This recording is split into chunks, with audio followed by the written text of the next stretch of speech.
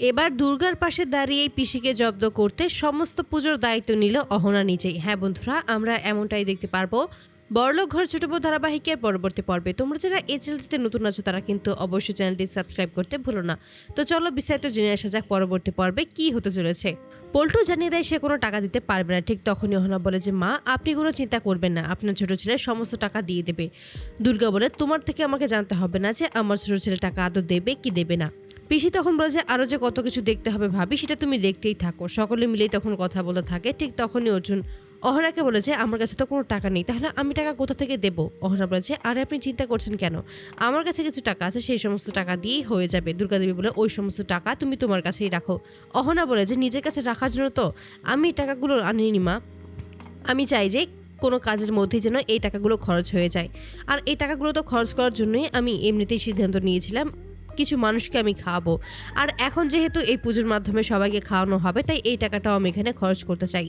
যদি সত্যি এই জন্মাষ্টমীর পুজোতে টাকা খরচ করা হয় তাহলে আমি সত্যিই খুব খুশি হব। এতে করে দুর্গা দেবী রাজি হয় অহনার কাছ থেকে ওই টাকাগুলো নেওয়ার জন্যই।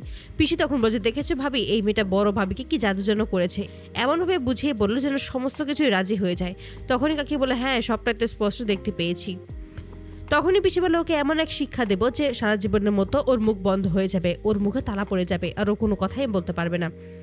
সকলের সামনেই আমার পল্টুকে কিভাবে অপমান করেছে, এতদিন সঠিক শিক্ষাই পায়নি, তবে এবার আমার পল্টু ওকে সঠিক শিক্ষা দিয়েই ছাড়বে।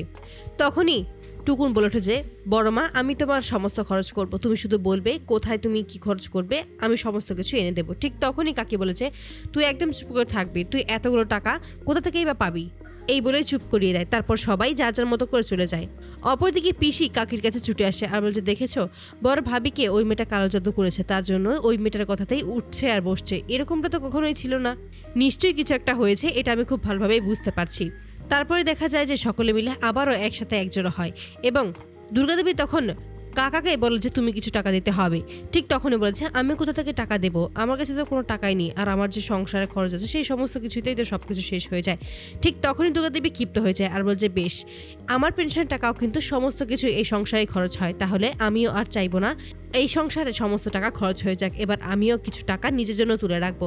তখনই কাকা বলে যে কিন্তু খোকন তো দিবেই বলেছে মাত্র 500 টাকা, আর এই 500 টাকা কি বা হবে, এখন তুমি আমাদের কাছে টাকা চাইছো। ঠিক তখনই দুর্গাদেবী বলছে বেশ, কাউকে আর কোনো টাকা দিতে হবে না, এই সমস্ত কিছুর খরচ আমি বহন করব। যদি আমি পারি তাহলে এই পুজোটা হবে, আর যদি না পারি তাহলে এই পুজোটা হবে না।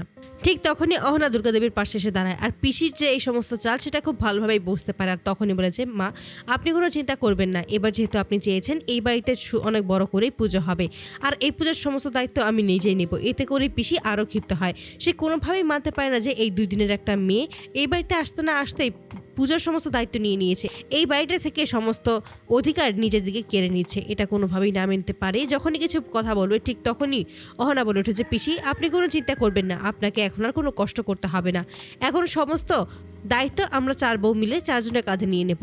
এতে করেই ক্ষিপ্ত হয় পিসি। আর তখনই দুর্গা মনে মনে হাসতে থাকে আর বলে যে এবার উচিত শিক্ষা হয়েছে, এবার আমার ছোট বই তোমাকে এবার উচিত শিক্ষা দেবে ঠাকুরজি, এবার তুমি শুধু তৈরি থেকো। তো বন্ধুরা, তোমরা কি চাও যেন এবার এভাবেই দুর্গার পাশে দাঁড়িয়ে যেন পিসিকে জব্দ করতে পারে এবং পুজোর জন্য সমস্ত দায়িত্ব নেওয়া হয় না? অবশ্যই তোমরা তোমাদের মতামত কমেন্ট বক্সে জানাতে ভুলবে না। ধন্যবাদ।